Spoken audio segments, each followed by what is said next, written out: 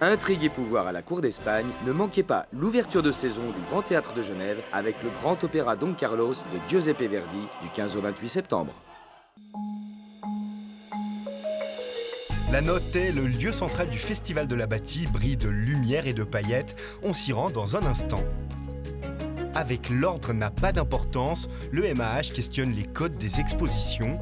Reportage tout à l'heure. Cette semaine, c'est la fête de la saucisse, prise d'ambiance en fin d'émission.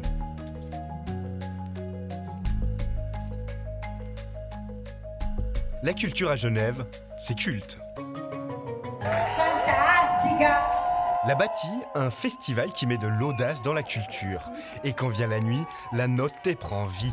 Au cœur de la maison communale de Plainpalais, le lieu central du festival se pare de lumière pour que résonne la fête. En fait, l'idée de la Notte, c'est d'inviter tous les oiseaux de la nuit à se réunir en fin de programmation dans les autres lieux que nous habitons et dans lesquels nous sommes invités. L'idée, c'était d'avoir à la fois des DJ sets de personnes locales, mais également des personnes internationales.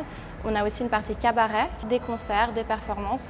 Et c'est vraiment d'avoir une fête qui est ouverte à toutes et à tous et qui rassemble autour d'une programmation art vivant et musique.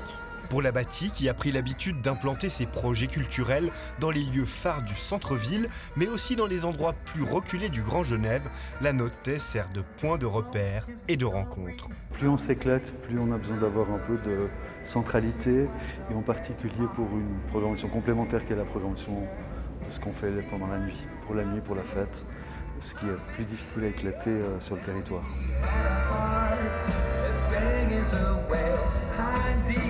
Le soir de notre venue, c'est ambiance cabaret, du chant, de la danse, du burlesque, et le public en prend plein la vue. On a essayé de garder un peu les éléments de la Bâtie, donc qui sont vraiment les arts vivants et la musique, et de faire le même pendant mais pendant nuit, et du coup d'avoir un univers qui est un petit peu plus dark, un peu plus fête.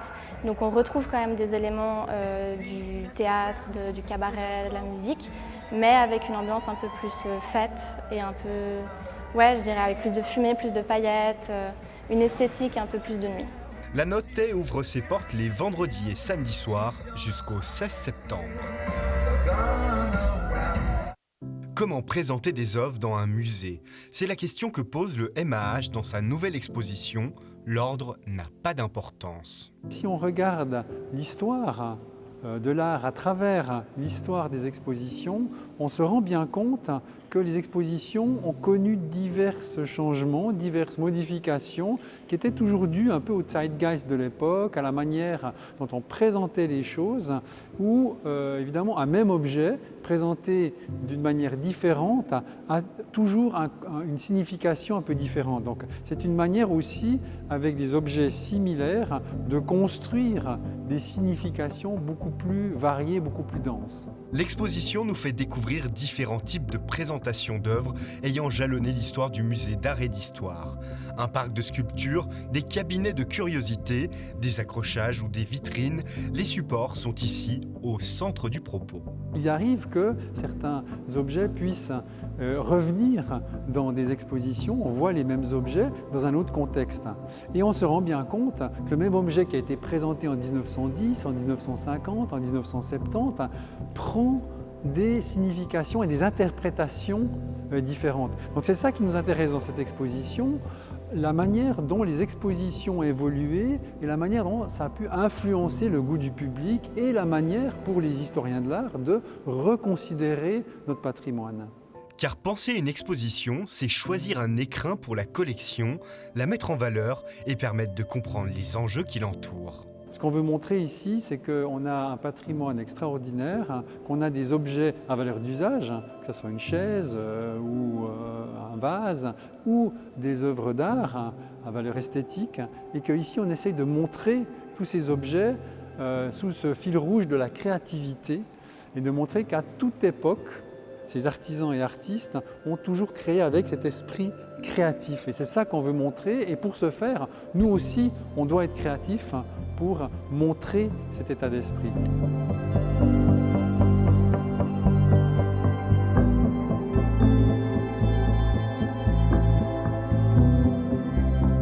On essaye vraiment d'inclure le visiteur en lui disant regardez, c'est vous qui créez votre propre chorégraphie, c'est vous qui créez votre propre temporalité.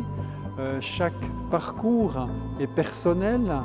La manière dont on informe le visiteur est aussi extrêmement importante. Vous allez voir que dans cette exposition, il y a des manières très contemporaines avec des technologies actuelles pour informer le visiteur, mais on essaye aussi de montrer de quelle manière on informait le visiteur en 1910 avec des étiquettes écrites à la main, etc. L'exposition L'Ordre n'a pas d'importance à découvrir jusqu'au 29 octobre au musée d'art et d'histoire. Célébrer un symbole de la gastronomie populaire avec des actions culturelles, cette semaine, la fête de la saucisse remet ce plat si souvent ringardisé au cœur des préoccupations actuelles. La saucisse, c'est un produit qui a accompagné l'histoire de l'humanité, toujours avec cette capacité de s'adapter à la situation, à l'environnement, aux besoins. Nous avons inventé la saucisse au chou quand on n'avait pas assez de viande pour nourrir les soldats et ainsi on peut énumérer une quantité de plats traditionnels qui étaient pour compenser ce qu'on avait, pour mettre en valeur ce qu'on avait réussi à faire. Et aujourd'hui, plus que jamais, la transition alimentaire a besoin de cette intelligence. Un serment sur les monts, un peu de joie crépitant, comme une arbalète pour défier le tyran. Devant la librairie Cumulus à la rue des Étuves, des dessinateurs. Ils ont pour thème la saucisse et ça les inspire. C'est nécessaire de donner la place, de créer le contexte pour que les artistes s'emparent de cette thématique, comme toutes les autres thématiques qui sont importantes pour notre présent et pour notre futur. La BD était toujours un médium qui était contestataire, satirique, qui a cette capacité de narration, d'avoir cet regard toujours critique. Donc nous avons décidé d'inviter la BD pour qu'il apporte cette vision. La saucisse, un sujet de société, enjeu de durabilité, symbole populaire, à la fois ancré dans le folklore et déclinable à l'infini, ce produit du terroir se déguste à même le trottoir. Pour cette fête de la saucisse, des professionnels ont préparé des variantes plus végétales. Nous sommes dans un moment où les valeurs sont inversées. Et en fait, un produit qui est zéro déchet, qui est entièrement local, avec des recettes qui peuvent être traditionnelles, une intelligence que nous avons perdue aujourd'hui. C'est commencer à valoriser ce type de produits qui vont nous permettre de nous en sortir de cette crise un peu mieux. La fête de la saucisse, c'est jusqu'à ce samedi dans différents lieux du centre-ville.